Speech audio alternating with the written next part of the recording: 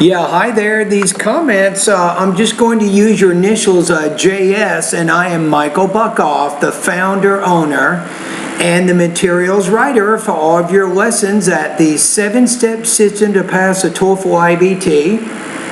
And you are one of my speaking and writing boot camp course students. Wow!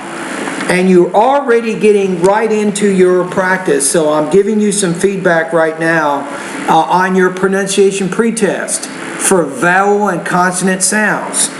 So several things are going to happen in this video. Number one, I'm going to recommend some specific lessons that you can focus on to improve your intelligibility with vowel and consonant sounds. Number two, I'm going to listen to your response as you answer those 3 personal experience questions. And finally, I will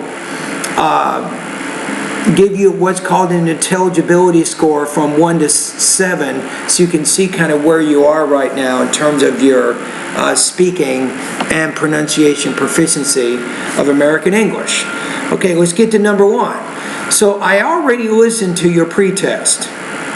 Okay, here are the lessons that you need to focus on right now. That this is serious. You got some pretty big problems with your pronunciation. Of course, you wouldn't have joined my course if you didn't, am I right? So here they are. Lesson number 7, 10, 11, 12, 14, lesson 15. In pronunciation lesson 15, I want you to focus on the glottal stop, that particular sound.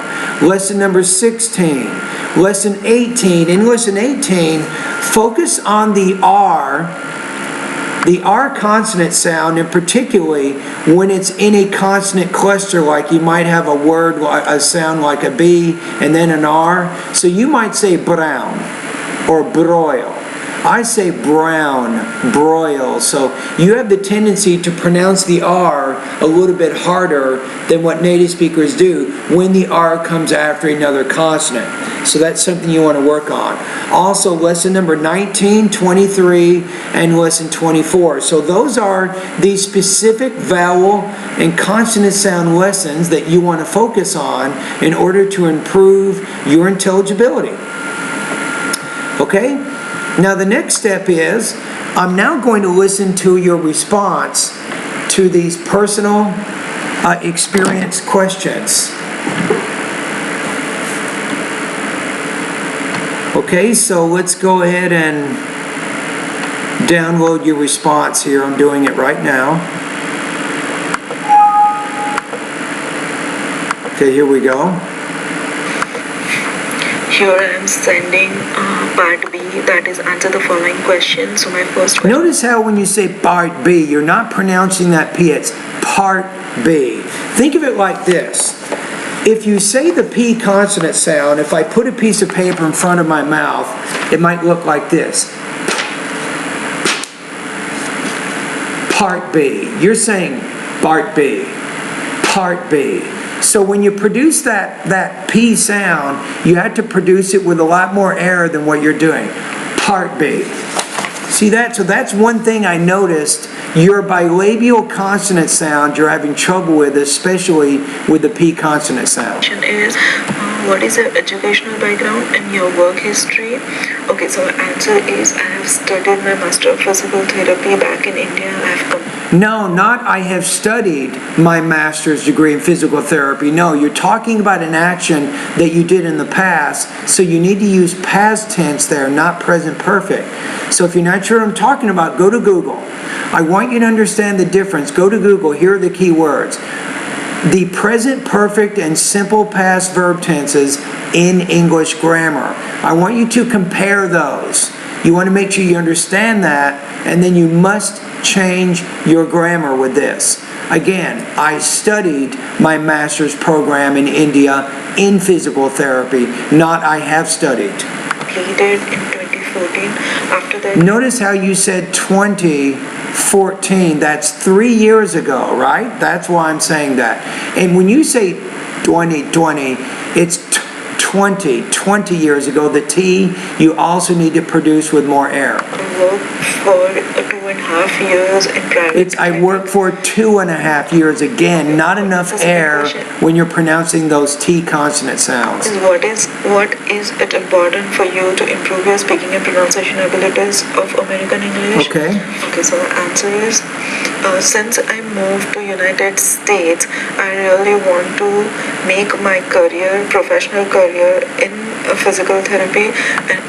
Now, when you use the word since, it's probably more common to say since I moved to the United States, I have wanted to get a degree or study physical therapy. So usually when you're using since, you probably want to use the present perfect in that case, right?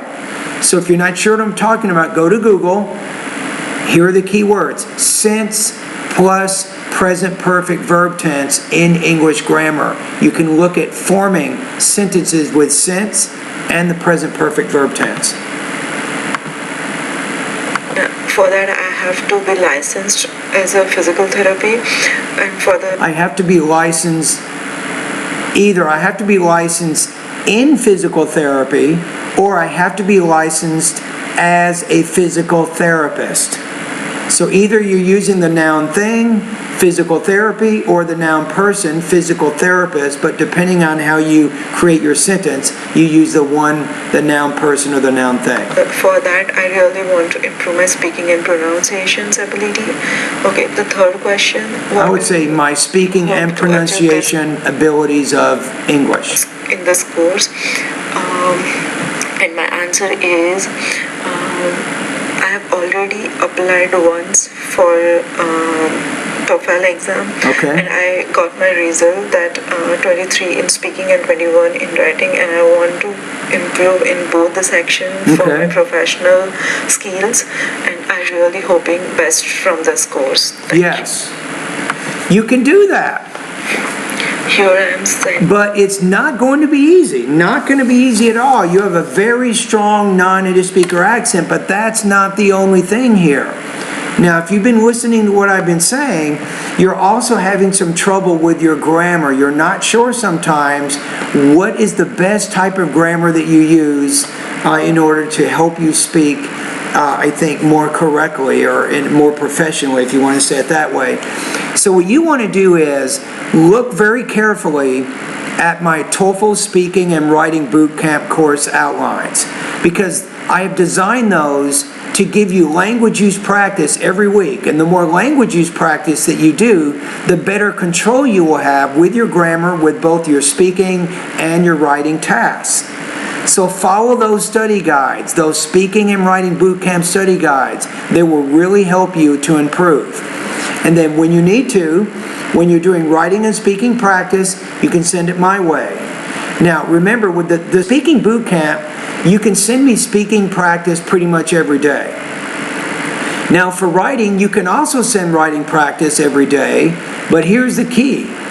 I will only error correct 2 of your TOEFL writing practice tests. Error correction with writing is very difficult. It's extremely time consuming. So with my TOEFL writing bootcamp students, I do offer error correction of 2 of your essays. So choose your essays very wisely. Maybe in the beginning, if you want to do this, you can see how the error correction service works, right? So you might want to do 1 or 2 practice tests, in which case my teaching assistant will score them, and then eventually you might ask me to do an error correction video. That's a complete diagnostic error correction video of all of your writing weaknesses. And remember, because you're at 21 right now, there's a lot of issues that you're trying to work out. Okay, let's go back to speaking. Now, so far, I recommended some specific vowel and consonant sound lessons that you need to focus on, right? Number 2, I listened to your response to the 3 questions. I gave you some feedback there. Now it's time for number 3, and I want to give you an intelligibility score right now. So there's 2 things working against you right now with your speaking. Number 1 is a very strong, heavy, non-native speaker accent, which sometimes interferes in your ability to be understood. Now, number 2, you're having some language use issues. Sometimes you're not sure about present tense or present perfect or simple past. You're not exactly sure what word's going to work better in the sentence that you're creating. So you got to work on both your delivery and your language use if you want to score higher on the speaking section. Right? So you got those 2 issues that you really want to focus on. So notice that your writing score is lower. It's around 21 points, right? And that's because you're having quite a few language use issues in your writing, and I'm also seeing them in your speaking. So that's one thing. So if you can improve your English grammar knowledge, but not just understanding grammar, but being able to minimize those grammar errors in your speaking and writing, you will find that you will score higher on both the speaking and the writing sections of the exam. You will. How about that? Okay, now here's your intelligibility score. I'm going to put you right now at about 4.4 out of 7. I'm putting you in the middle, high intermediate level, so because of some of those language use issues and your heavy non-native speaker accent, I'm going to put you in that area. All right, so there you go. Thank you for doing my pronunciation pretest, and welcome to my TOEFL speaking and writing boot camp courses. I'm very happy that you've joined my courses.